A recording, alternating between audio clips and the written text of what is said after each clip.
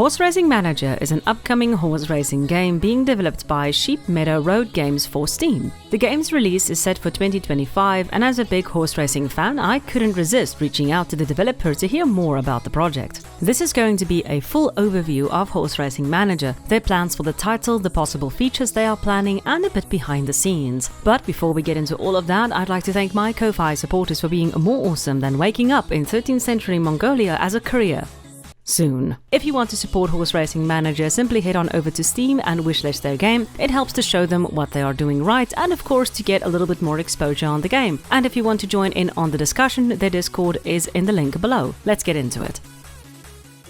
We'll start with the basic overview of the game, and I quote, "Horse Racing Manager is a game that marries the two games, Starters Orders and Football Manager. You're going to manage your horses and your stable, but it'll have a personalized feeling. I want to give the feeling that you're connected to the world and that the decisions you make matter in the long run." End quote. For those who might not know, Starters Orders is a realistic horse racing simulation game. Although a bit dry, the game has a lot of depth, focusing on horse abilities, tracks, and breeding a champion. It's not just about training, it's about understanding your horses and figuring out the best racetracks for them to take part in order to win. But because the game is so focused on the data and information, it tends to leave a player slightly disconnected from the experience. Horse Racing Manager aims to make you feel that connection more intensely. The second game mentioned, Football Manager, captures that connection more precisely, making you invested in your team and the experiences you have with them. This, I feel, is a key element of competition-type games. If you don't feel the impact of those events, they may as well never have happened.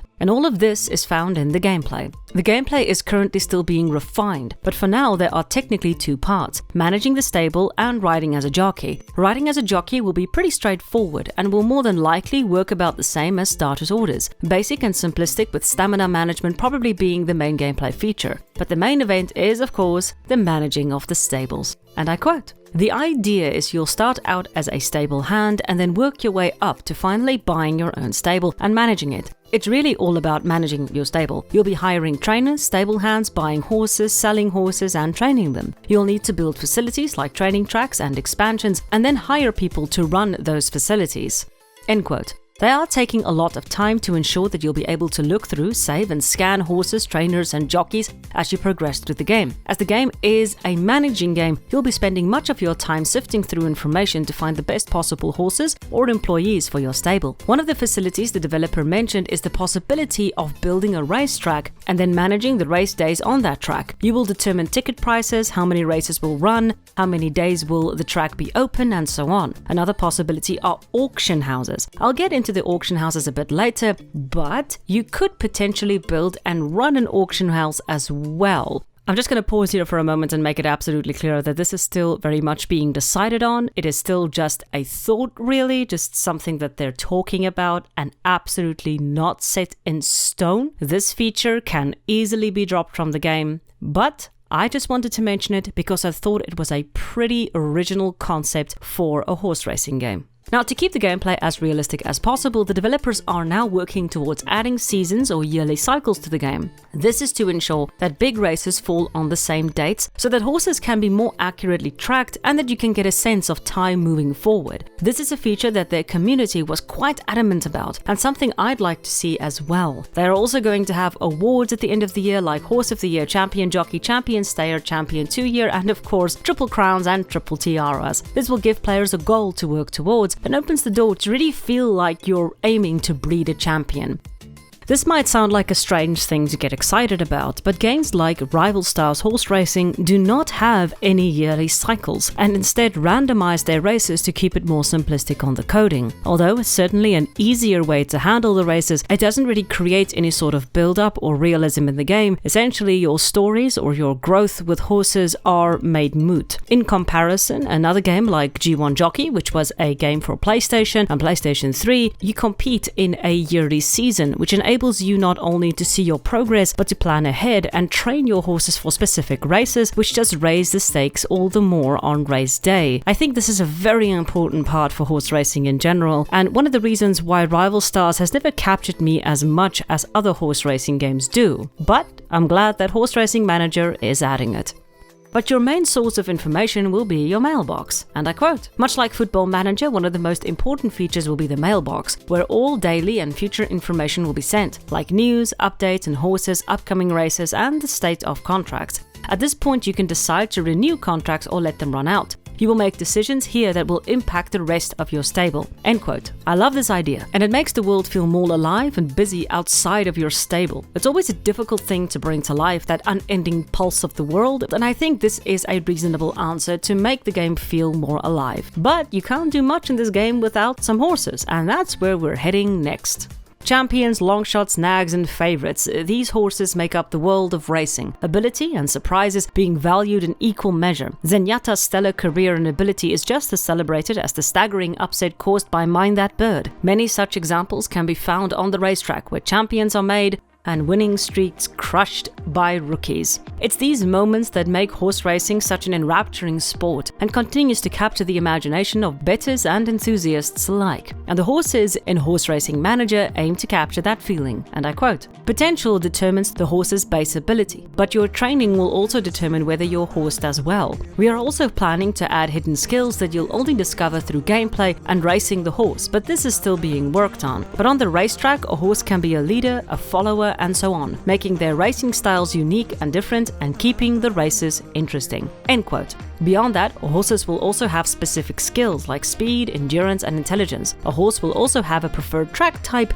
and they'll have personalities, and I quote, "The personalities go from calm to crazy, essentially, and the more calm they are, the more consistent they are during races. They are easier to control, whereas if you have a horse that is crazier or more temperamental, they will be more difficult to control. What we're also hoping to do is have a stat or ability which determines whether the trainer is a good fit for the horse. If a horse has a bad temperament and the trainer does not have the ability to deal with it, you won't get good results in training." End quote. This is an awesome feature, as switching bad horses to good trainers can turn bad horses into great horses, but it gets a little better, and I quote, "We are adding different eye types, sizes, main styles, and features and physical features to try and make the horses feel more unique. One aspect players really love is to share their horses online. Rival Stars, I feel, does this pretty well, making the horses look really unique and encouraging players to share those creations. That's what we're hoping for as well." End quote. This is again something a lot of players will appreciate, myself included. Having horses look unique makes them feel more special. I don't necessarily have to share them online, but it's still a really cool feature to see specifically unique horses in a game. But that's not the only part where they put a lot of thought into, and I quote, "We are hoping to make the horse coat genetics as realistic as possible, so that the breeding makes sense. We also took a lot of time to ensure that the DNA and genetics also make sense for skills. Breeding should make sense, and it's a science, so drawing on what we already know, genetics will make the gameplay more realistic." End quote. Horses will also be able to get sick and injured. This is still on the design table, as the dev says, and we'll learn a bit more about this as time goes on. So far, they have 10 injuries and illnesses, and if a horse is injured or ill, you won't be able to race it, which makes sense. What they are very interested in is adding career-ending injuries. Although a dark part of horse racing, it's something interesting to add, as unfortunately pushing horses too far can have dire results. However, I'm interested to hear if you guys think this is a good idea to add career-ending injuries into a horse game. Now, a skill that caught my eye was knowledge. I couldn't really place it, as intelligence seemed to cover that aspect, but the dev had an interesting concept with the stat, and it had to do both with training and auctions.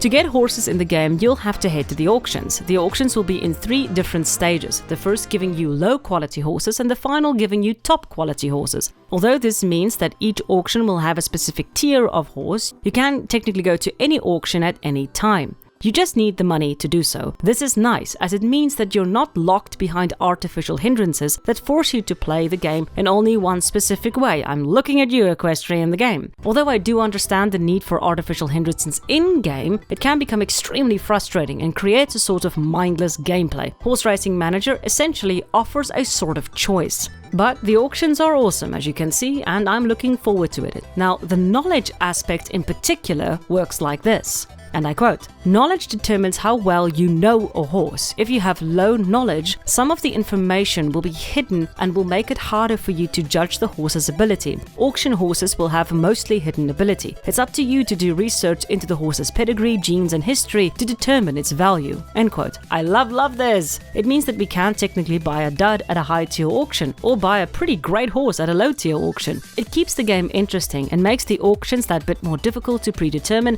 and more intense.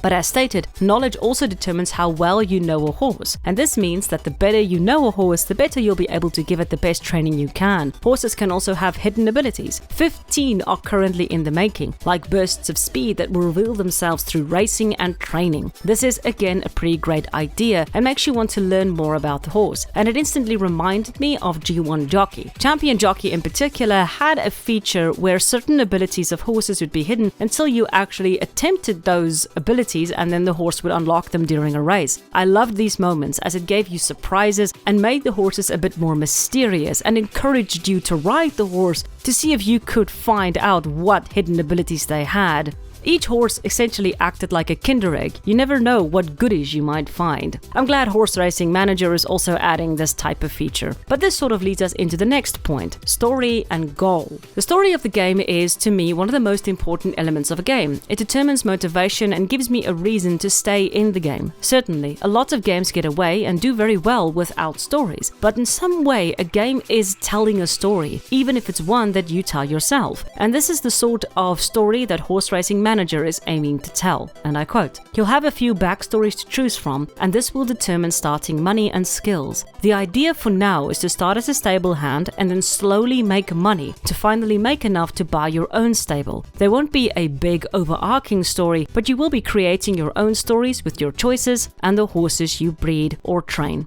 End quote. This works damn well for a horse racing game, as horses do tell their own stories. Through their stripes, their highs and lows, their injuries, their wins, their losses, horses manage to elate and disappoint in equal measure. The developer continues. The developers actually had a far wider scope in mind for the game though. They wanted to give a full roleplay experience, but they changed their mind, as the developer explains. The original concept was to give players the option of a few career paths: stable manager, breeder, jockey, stable hand, and so on. However, we changed this to streamline the game down to a more manageable idea and to stop feature creep. Jockey and stable manager is still pretty set, but the game is now leaning a lot more to the stable manager. End quote. The core center of the game, though, is the reputations and relations you have with people that you work with. Each of your employees will have different skills and they will have a reputation or relationship status. The better you pay them, the better this will be. What I also liked was the concept of loyalty. The developer mentioned that in Football Manager, you might keep average trainers or players because you feel loyal to them. And this does lean into the roleplay aspect that players so love to indulge in, like me. Now, the next point we discussed was the art. I quite like the art of the game. Pixel art has a very specific feeling and atmosphere to it and can make for some gorgeous scenery. But what we're seeing now is not really what we're going to see in the end result, as the dev explains. I grabbed assets from all over and put them together, and when I got a pixel artist, they told me straight up that my art is sort of a mixture of different styles. He's helping me now to fix that, so we'll keep the pixel art style, but it should look a lot better for the end product. End quote.